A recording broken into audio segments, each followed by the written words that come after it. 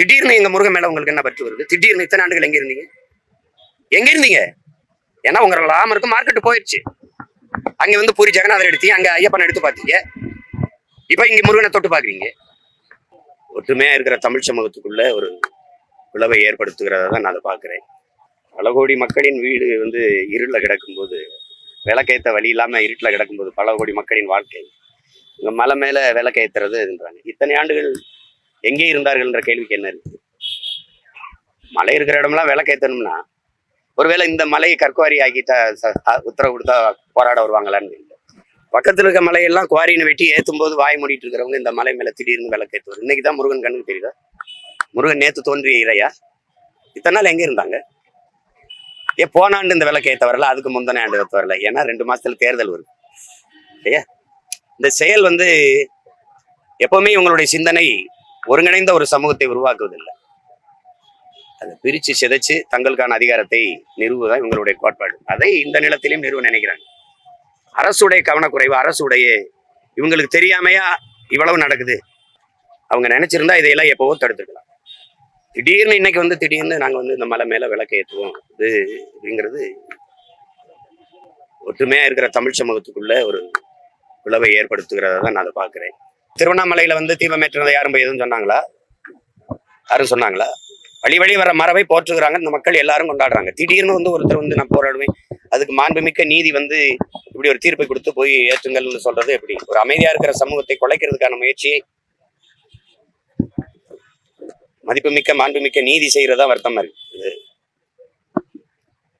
ஆனாலும் என் மக்கள் அதையெல்லாம் கடந்து தங்களுடைய பன்னெடுங்காலமா ஒருதாய் பிள்ளைகளா வாழ்ந்து வருகிற அந்த உயர்ந்த உறவு முறையை கடைபிடிப்பார்கள். அது தமிழ்நாட்டுல வந்து இந்த பிளவு, இந்த சிதைவு ஏற்படுத்துவது வந்து சாத்தியம் இல்லை. ஏற்கனவே வந்து இதை நடந்திருக்கு, உங்களுக்கு தெரியும். கன்னியாகுமரியில வந்து ஒரே சமூகத்தில் இருக்கிறவர்களை இந்து கிறிஸ்தவர் என்று பிரிச்சு போட்டது, மற்றபடி இங்க இந்து இஸ்லாம் என்று பிரிச்சு போட்டது. தமிழ் தேசிய மக்களின் ஓர்மையில பெரிய எதிரியா இருக்கிறது சாதி மதம் தான், இந்த உணர்ச்சி தான். அப்ப அதை வீழ்த்தி மேலெழ வேண்டிய தேவை புரட்சியாளர் அண்ணல் அம்பேத்கரில் வந்து தமிழ் பிள்ளைகள் ஒவ்வொருவரும் உறுதியேற்க வேண்டிய ஒரு தேவை உருவாகி இருக்குன்னு தான் நான் நினைக்கிறேன். அதை இனி வரும் தலைமுறையினர் இந்த சாதி மத சகதி அதுக்குள் சிக்கி மூழ்காமல் மேலிருந்து ஒரு தமிழின ஓர்மையை கடைபிடித்து பிறப்பின் அடிப்படையில் எல்லோரும் ஒன்று, பிறப்பு ஒக்கும் எல்லாரும் உயிருக்கும் என்று போதித்த மறையனுடைய பிள்ளைகள் நாம். அதைத்தான் இந்த உலகில் எல்லா பெரும் மேதைகளும் கற்பிக்கிறாங்க. குறிப்பா அண்ணல் அம்பேத்கர் வரைக்கும் அதுதான். பிறப்பினாலே உயர்ந்தவன் தாழ்ந்தவன் கிடையாது. ஒருத்தனுடைய செயல்பாடை வைத்துத்தான் உயர்ந்தவன் தாழ்ந்தவன் மதிப்பிடணும். அதேதான் எங்க தாத்தா தெய்வ திருமன் முத்துராமலிங்க தேவரும் சொல்றாரு. பிறந்ததுனாலே ஒருத்தன் இந்த சாதியில பிறந்ததுனாலே தாழ்ந்தவன், இதுல உயர்ந்தவன் சொல்லக்கூடாது. அவனுடைய செயல்பாடை வைத்து, அவன் குணநலனை வைத்துதான் அவன் உயர்ந்தவனா தாழ்ந்தவனான்னு மதிப்பிடணும். அதைதான் அண்ணல் அம்பேத்கர்னு சொல்றாரு. நான் மது இருந்த மாட்டேன், மனைவி தவிர வேற ஒரு பெண்ணை கனவுல நினைக்க மாட்டேன், சூதாட மாட்டேன், களவு செய்ய மாட்டேன், பொய் பேச மாட்டேன், ஊழல் லஞ்சம் செய்ய மாட்டேன். இந்த சமூகம் எது ஒழுக்க நெறின்னு கட்டமைச்சிருக்கோ அதன்படி வாழுகிறான், நான் தாழ்த்தவன் சொல்ற. அவன் குடிச்சிட்டு வேட்டி வந்து ஒரு தெருவில் இருக்கிறான், கண்ட பெண்கள் தாலி இருக்கிறான், ஊரான் சொத்தை கொள்ளையடிக்கிறான், அவன் லஞ்சம் பெறான், ஊழல் போடுறான், சமூகம் எதையெல்லாம் குற்றம்னு சொல்லி வச்சிருக்கோ, அநீதி அறமற்ற செயல்னு சொல்லியிருக்கோ அதையெல்லாம் செய்யறான். அவனை இந்த சாதியில பிறந்ததுனாலேயே உயர்ந்தவங்கிற அது எப்படி ஏற்கிறதுங்கிறது? இதுக்கு யார்ட்ட பதில் இருக்குது? யார்ட்ட பதில் இருக்குது? இந்த சாதியில நான் பிறக்கணும்னு யாரும் வர வாங்கி வந்து பிறக்கலையே. நீ பிறந்தவன நீ தான் இந்த சாதின்னு வைக்கிற, நீ தான் இந்த பெயர்னு வைக்கிற, நீ தான் இந்த இடத்துல வாழணும்னு வைக்கிற, நீ தான் இதை படிக்கணும்னு வைக்கிற. பிறந்ததை தவிர நாங்க பிழை செய்தது என்ன? அதனாலதான் பிறப்பின் அடிப்படையில் உயர்வு தாழ்வு எவனுக்கும் கூடாதுங்கிறது. அதான் எங்க மறை. பிறப்பு ஒக்கும் எல்லா உயிருக்கும் சொல்லுது. மனிதனுக்கு மட்டும் இல்ல, எல்லா உயிருக்கும் ஒண்ணுதான்டாங்குது.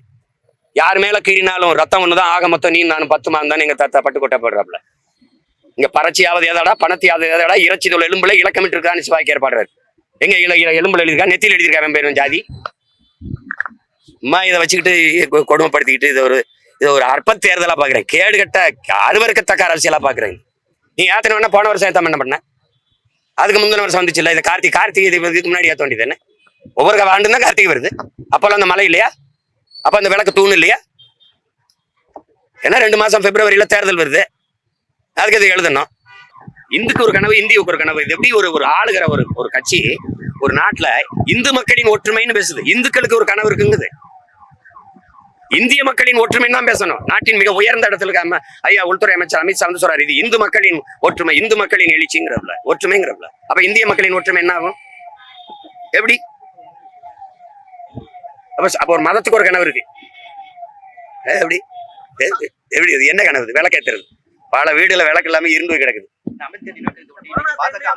நாட்டை நிர்வகிக்கிறது அரசு மறுக்கும் போது கோர்ட்டு, நாட்டை நிர்வகிக்கிறது நீதிமன்றமா சட்டமன்றமா அரசா? எல்லாவற்றையும் நீதிமன்றம் சொல்லுதுன்னா ஒரு அசம்பாவிதமான ஒரு சூழல் வந்துருச்சு, ஒரு பெரிய கலவரம் வந்துருச்சு. பொறுப்பு அரசு இருக்கணுமா நீதிமன்றம் இருக்குமா? கேட்கறது பரிசு. நீதிமன்றம் இருக்குமா? உட்கார்ந்துட்டு இதை செய்ய அதை செய்ய நீட்டு எழுது மதுக்கடை, அதுக்கு அரசின் கொள்கை முடிவு, அதை மூட முடியாது. இது இந்த மாதிரியான போக்குது எப்படி? இந்த நாட்டை நிர்வகிக்கிறது சட்டமன்றம் பாராளுமன்றங்களா இல்ல நீதிமன்றமா? கேட்கறது பதில் சொல்லு. நீதிபதிகளை நியமிக்கிறது யாரு? வானத்துல இருந்து இறங்கி வராங்களா இந்த ஆட்சியாளர்கள் நியமிக்கிறாங்களா? யார் நியமிக்கிறது? நியமிக்கிற ஆட்சியாளர்களுக்காக பேசுவீங்களா கீழே இருக்கிற மக்களுக்காக பேசுறீங்களா? நீங்க நீதி எது? நீதி எது? நீதிங்கிறது எது? ஒரு சமத்துவத்தை, அமைதியை, நேர்மையை, உண்மையை நிலைநாட்டுவது. இருக்கிற அமைதியா இருக்கிற நாட்டுக்குள்ள குழப்பத்தை, ஒரு பிரச்சனையை உருவாக்குவதில்லை. திடீர்னு எங்க முருகன் மேல உங்களுக்கு என்ன பற்று வருது? திடீர்னு இத்தனை ஆண்டுகள் எங்க இருந்தீங்க? எங்க இருந்தீங்க? ஏன்னா உங்களோட ஆமருக்கு மார்க்கெட் போயிடுச்சு. அங்க வந்து பூரி ஜெகநாதர் எடுத்தீங்க, அங்க ஐயப்பன் எடுத்து பாத்தீங்க, இப்ப இங்க முருகனை தொட்டு பாக்குறீங்க. வேற என்ன? உங்களுக்கு முருகனுக்கு என்ன சம்பந்தம் இருக்குது? சொல்லுங்க, என்ன சம்பந்தம்? ஏன்னா ராமருக்கு அங்க மதிப்பு இல்லாம போயிட்டு இருக்கு. கோயில கட்டிட்டீங்க, அந்த பிரச்சனை முற்றுப்பட்டுருச்சு. அங்க அகிலேஷ் அயோத்தியிலேயே ஒரு தாழ்த்தப்பட்ட ஒருவனை பொது தொகுதியில நிறுத்தி உங்களை தோக்கடிச்சுட்டா. அங்க செத்துருச்சு, அங்க செத்துருச்சு, அங்க முடிஞ்சு. அதுக்கப்புறம் மாநிலத்துக்கு இருக்கிற ஒவ்வொருத்தரும் எவன் பெரிய மதிப்பு வச்சிருக்க அந்த இறை இருக்கோ அந்த நம்பிக்கை தூக்குறீங்க.